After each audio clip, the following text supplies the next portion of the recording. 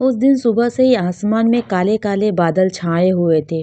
रुक रुक कर बूंदाबांदी हो रही थी और मिट्टी से सूंधी खुशबू आ रही थी। गांव के बाहर बहने वाली छोटी सी नदी उफान पर थी। कीचड़ से भरे रास्ते, टपकती छप्पड़ वाली झोपड़ियां और ठंडी हवा सब मिलकर बता रहे थे कि आज का दिन आसान नहीं होगा। इसी गांव के आखिरी छोर पर था रामदीन का ससुराल। एक पुरानी मिट्टी की दीवारों वाला घर, ऊपर से फूस की छत जो हर बारिश में जवाब देने लगती थी। घर में रामदीन, उसकी पत्नी संतोषी, बूढ़े सास ससुर और दो देवर रहते थे। गरीबी ऐसे कि दो वक्त की रोटी भी कभी कभी मुश्किल से नसीब होती। रामदीन रोज पास के कस्बे में मजदूरी करने जाता था। कभी ईंट ढोता तो कभी नाली साफ करता तो कभी सब्जी मंडी में बोरे उठाता। लेकिन उस दिन बारिश में सब कुछ रोक दिया था। काम बंद, रास्ते बंद और पेट में खालीपन। संतोषी सुबह से ही चूल्हे के पास बैठी थी। लकड़ियां गीली थी, आग ठीक से नहीं जल रही थी। घर में सिर्फ थोड़ी सी सूखी रोटी और नमक बचा था। सासू माँ ने धीरे से कहा, बहू आज तो लगता है बस सूखी रोटी से ही काम चलाना पड़ेगा।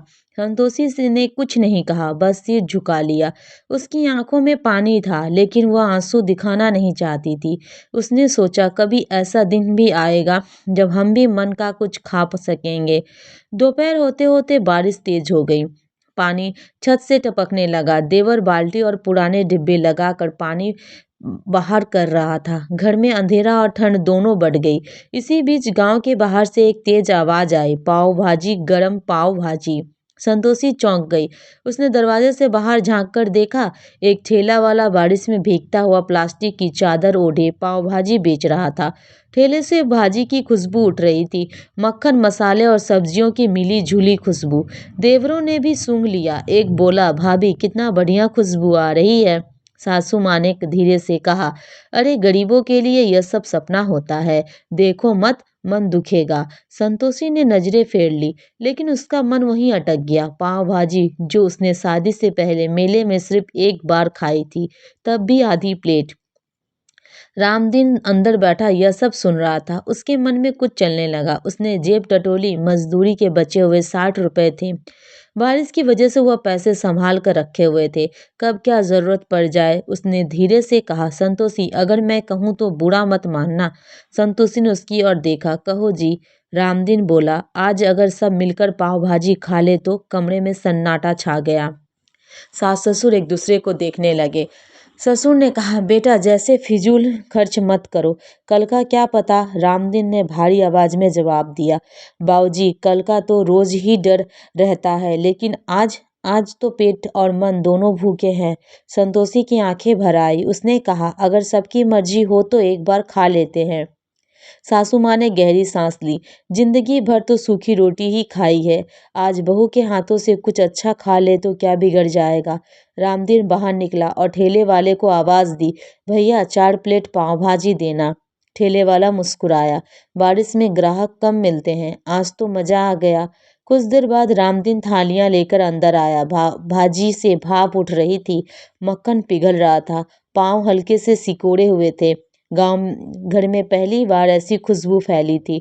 देवरों की आंखें चमक रही थी। सासू माँ ने कांपते हाथों से पहला कौर लिया। अरे कितना नरम है, ससुर ने धीरे से कहा, जैसे बरसों बाद जुबान को स्वाद मिला हो। संतोषी ने सबको खिलाने के बाद खुद खाया। एक कौर लेते ही उसकी आंखों से आंसू गिर पड़े, लेकिन यह आंसू दुख के नहीं थे, एक राहत की थी।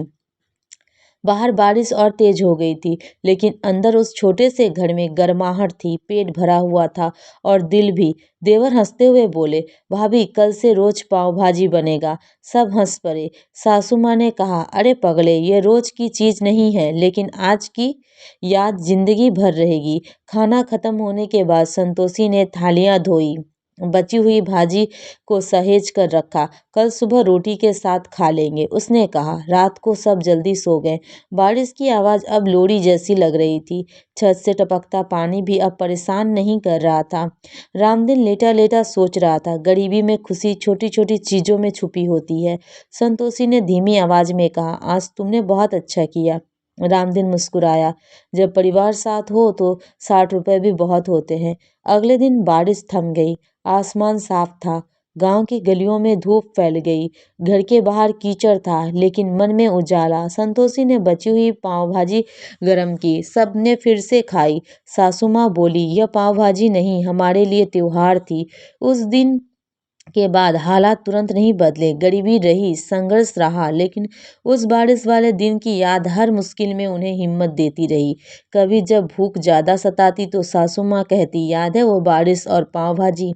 और सबके चेहरे पे हल्की सी मुस्कान आ जाती, क्योंकि उन्हें जान लिया था खुशी पैसे से नहीं, साथ बैठकर खाने से मिलती है।